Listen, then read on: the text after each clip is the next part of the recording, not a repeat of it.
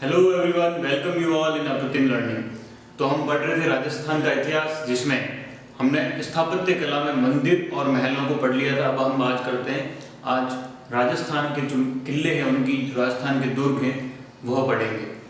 तो राजस्थान को सूरवीरों की क्रीड़ा स्थली कहा जाता है। यहाँ पर राजस्थान का ऐसा कोई भी छोटे से छोटा क्षेत्र नहीं है जहाँ पर थर्मोपोली जैसा युद्ध नहीं हुआ है, और राजस्थान में ऐसा कोई भी क्षेत्र नहीं जहाँ पर लियोनिडास जैसा वीर पैदा नहीं हो। ऐसा कथन कर्नल जेम्स टोड के द्वारा कहा गया था, क्योंकि राजस्थान के जो दुर्ग, राजस्थान में प्रत्येक स्थान पर दुर्ग बने हुए मिलेंगे। यहाँ पर प्रत्येक स्थान पर जो वीर हैं उनकी गाथाएं यहाँ पर लिखी गई हैं। तो आज हम बात करते हैं राजस्थान के जो दुर्ग हैं उनके बारे में। तो सबसे पहले राजस्थान के जो अलग अलग स्थानों पर दुर्ग बने हुए हैं उनसे पहले हम बात कर लेते हैं कि राजस्थान में दुर्ग कितनी श्रेणियों में बने हुए हैं, कितने प्रकार के दुर्ग बने हुए हैं और दुर्गों का क्या इतिहास रहा है उसके बारे में। तो हम बात करते हैं शुक्र नीति। अब ये जो शुक्र नीति है, इसमें दुर्गों का वर्णन किया गया है। शुक्र नीति में कुल 9 प्रकार के दुर्गों को बताया गया है कि इस जो दुर्ग है वो 9 श्रेणियों में पाए जाते हैं।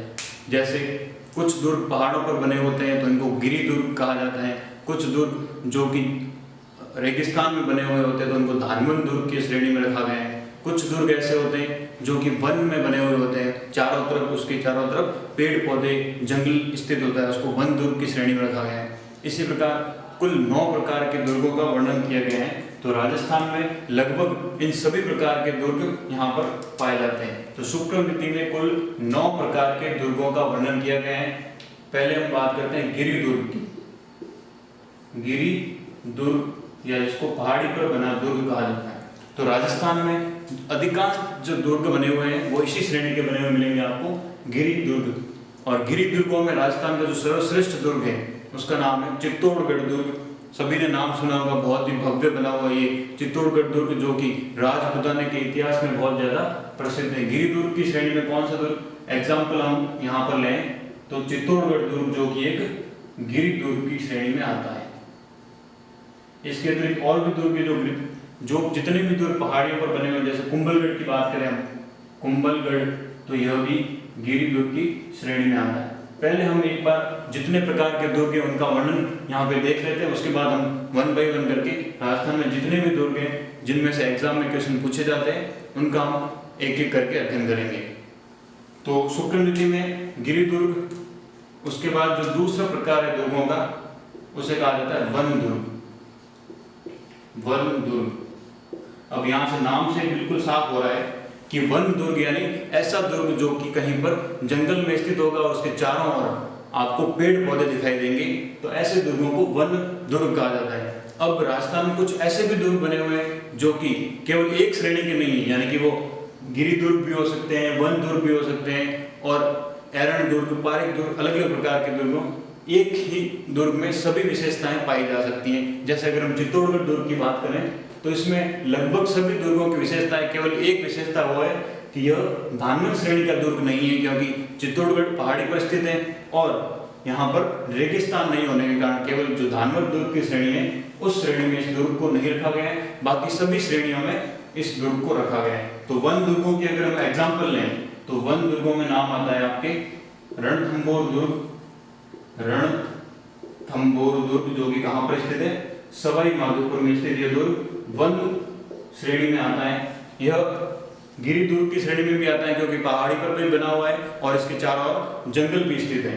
फिर हम बात करते हैं जो तीसरी श्रेणी है शुक्र नीति में, वह कौन सी है, गिरि दुर्ग, वन दुर्ग, फिर आते हैं जल दुर्ग।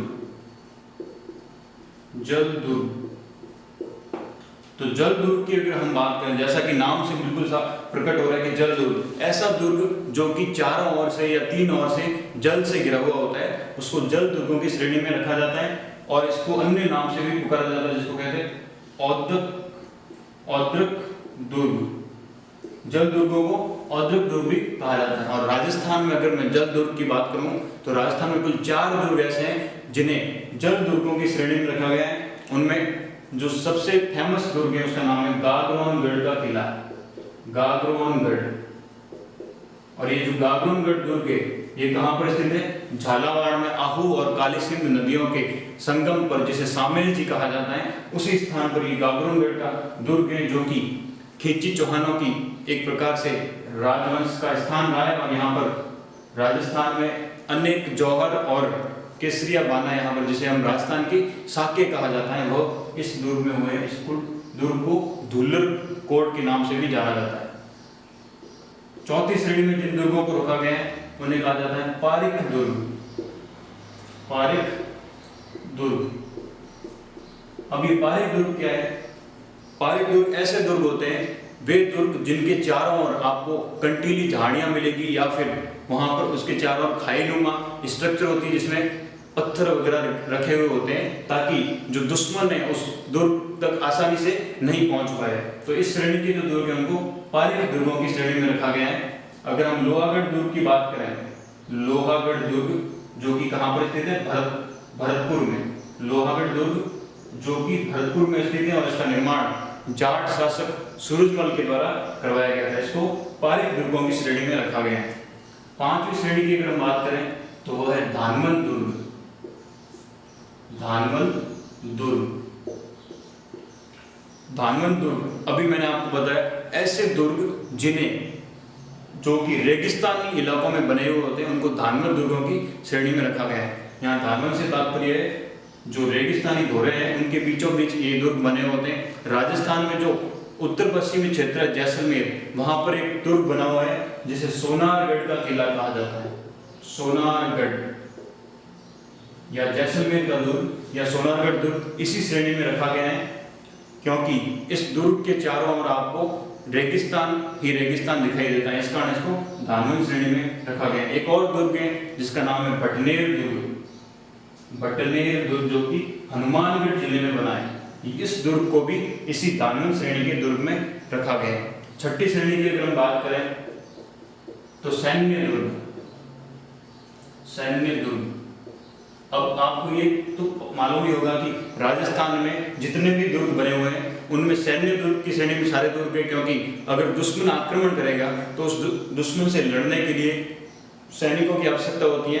तो राजस्थान में जितने भी दुर्ग है वो सैन्य दुर्ग की श्रेणी में तो रखे हुए हैं। तो सैन्य दुर्ग से तात्पर्य है दुश्मनों के लड़ने के लिए एक सेना रखी जाती थी वहां पर। तो राजस्थान के सभी दुर्ग इस श्रेणी के अंतर्गत आते हैं। फिर हम बात करें 6 प्रकार के हमारे हो गए, आगे और हम देखते हैं।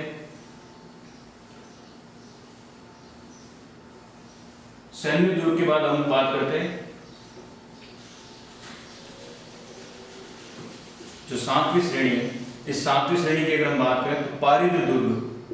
पारिद के बाद पारिद दुर्ग, ऐसे दुर्ग जिस दुर्ग के चारों परिधिनुमा संरचना होती है। तो परिधिनुमा संरचना वाले दुर्गों में अगर हम बात करें तो उसमें कुंभलगढ़ दुर्ग को रखा गया है।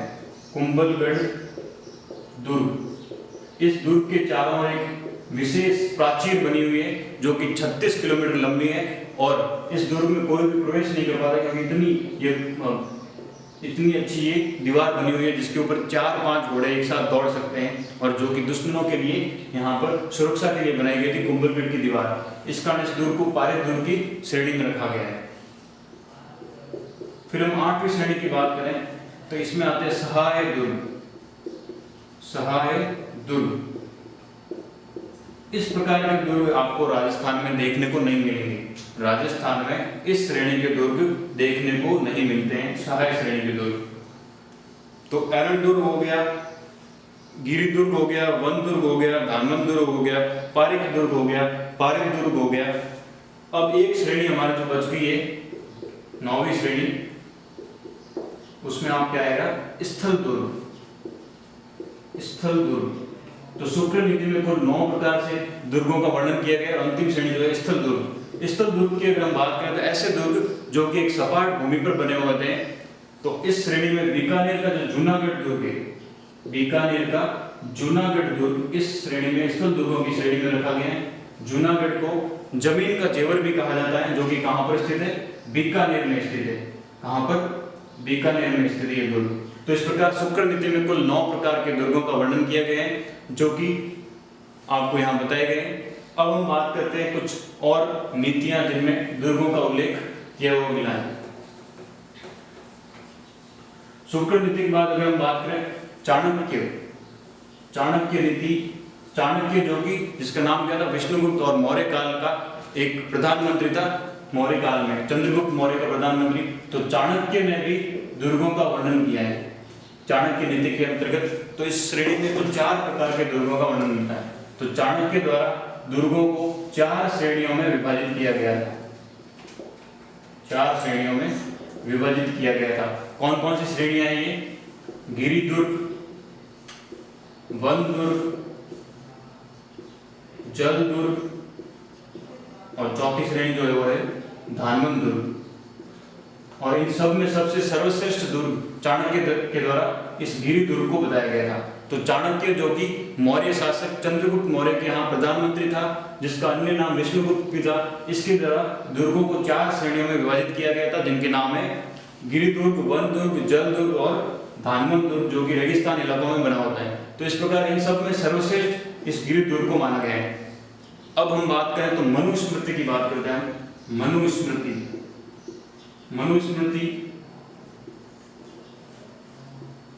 मनुस्मृति जिसे भारत में प्राचीन काल में विधि संहिता कहा जाता है। प्राचीन काल में भारत की विधि संहिता जिसे को क्या मनुस्मृति कहा जाता है। इस मनुस्मृति में कुल 4 प्रकार के दुर्गों का वर्णन मिलता है। मनुस्मृति में कुल 6 प्रकार के दुर्गों का वर्णन मिलता है। और इसी मनुस्मृति में भी गिरि दुर्ग जो है इसको सर्वश्रेष्ठ माना गया है। इसके अलावा एक और व्यक्ति था जिसका नाम था नरपति जयाचार्य, नरपति जयाचार्य। इसके द्वारा भी दुर्गों का वर्णन किया गया था। जो नरपति जयाचार्य है इसके द्वारा भी दुर्गों का वर्णन किया गया। कुल 8 श्रेणी में इनके द्वारा दुर्गों को विभाजित किया गया था, 8 श्रेणियों में। तो ये 8 श्रेणियां लगभग जो शुक्र नीति में दुर्गों को विभाजित किया गया था उसके समान ही है। तो हमने 4 बातें यहाँ पर पढ़ी है। एक तो शुक्र नीति जिसमें 9 प्रकार के दुर्गों का वर्णन किया गया है, और राजस्थान में लगभग सभी श्रेणियों के दुर्ग पाए जाते हैं। केवल जो सहाय श्रेणी है उस श्रेणी के दुर्ग नहीं पाए जाते। अब सहाय श्रेणी का क्या मतलब है? जो सहाय श्रेणी के दुर्ग है उससे तात्पर्य है कि जब कभी भी जो मुख्य दुर्ग है उसके ऊपर आक्रमण होता था तो उसके पास एक और जो दुर्ग पहले से बना होता जहाँ पर उनके सगे संबंधी यहाँ पर रहा करते थे। तो इस श्रेणी के दुर्गों को सहाय श्रेणी के दुर्ग कहा जाता था। लेकिन राजस्थान में ऐसा कोई भी दुर्ग उपलब्ध नहीं है। फिर हमने बात की चाणक्य की। तो चाणक्य नीति में कुल 4 प्रकार के दुर्गों का वर्णन किया गया है, जैसे गिरि दुर्ग, वन दुर्ग, जल दुर्ग और धानवर दुर्ग। और इन सभी श्रेणियों में जो सर्वश्रेष्ठ दुर्ग है वह कौन सा दुर्ग बताया गया है? गिरि दुर्ग। फिर हम बात करते हैं मनुस्मृति की। मनुस्मृति जिसे प्राचीन भारत में जो विधि संहिता है उसको कहा जाता है। प्राचीन भारत की विधि संहिता किसको कहा जाता है? मनुस्मृति। और इस मनुस्मृति में कुल 6 प्रकार के दुर्गों का वर्णन किया गया, और इसमें जिसे सर्वश्रेष्ठ दुर्ग माना गया है वह कौन सा दुर्ग है? गिरि दुर्ग। इसके अलावा एक और व्यक्ति था जो कि जैन था, नरपति जयाचार्य।